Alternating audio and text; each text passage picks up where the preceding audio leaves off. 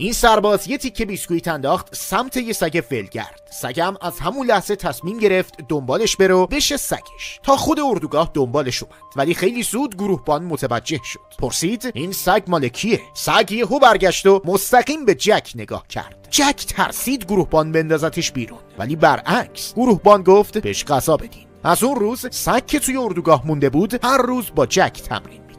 کم کم یاد گرفت از موانع رد بشه و حتی یه سلام نظامی درست و حسابی بده. پس وقتی سگ اومده بود حال و هوای اردوگاه کلی شادتر شده بود، ولی خوشی زیاد دوام نداشت چون جنگ شروع شد. سرهنگ دستور داد سگ تو اردوگاه بمونه، اما اون حاضر نشد جک رو تنها بذاره. تناب و گاز گرفت، پارش کرد و رفت دنبال بوی صاحبش، تا اینکه درست قبل از حرکت قطار خودش رو رسوند و پرید تو واگن. بعد با بوی جورابای جک تونست پیداش کنه. جک از خوشحالی شوکه شد، ولی برای اینکه کسی نفهمه قایمش کرد تو کیفش. اما وسط راه رفتن یهو افتادن و کیف افتاد زمین. سگ از کیف بیرون افتاد، اما خیلی خونسرد راه افتاد سمت افسر.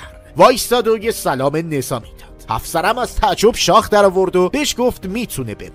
حتی براش یه پلاک نظامی هم درست کرد. بعدها سگ باعث شد جون همه نجات پیدا کنه. یه روز رفت شناسایی و فهمید دشمن داره حمله شیمیایی آماده میکنه. سریع برگشت. ماسک یکی از سربازا رو گاز گرفت تا بفهمن خطر گازه. سربازم زود هشدار داد و همه ماسک زدن. بعد سگ دوید سمت روستا، شروع کرد به هاپ هاپ کردن. مردم فهمیدن خبر بدی تو راهه. ماسک زدن و درا رو بستن. وقتی همه چیز امن شد تازه سگ فهمید خودش ماسک نداره. یه سرباز سریع یه هوله خیس درست کرد و براش ماسک ساخت. اون روز سگ جون کلی آدم رو نجات داد. یه زن براش یه یونیفرم مخصوص دوخت و سربازان براش هدیه گرفتن. بعد از اتمام جنگ به خاطر شجاعتش سرهنگ بهش ترفیع داد و شد سرفان استاپی، اولین سگ افسر در تاریخ. جالبتر این که اون موقع صاحبش جک هنوز یه سرباز عادی بود. این ماجرا کاملا واقعی بود. استاپی تو جنگ‌های زیادی شرکت کرد و جون خیلی از نفرات رو نجات داد.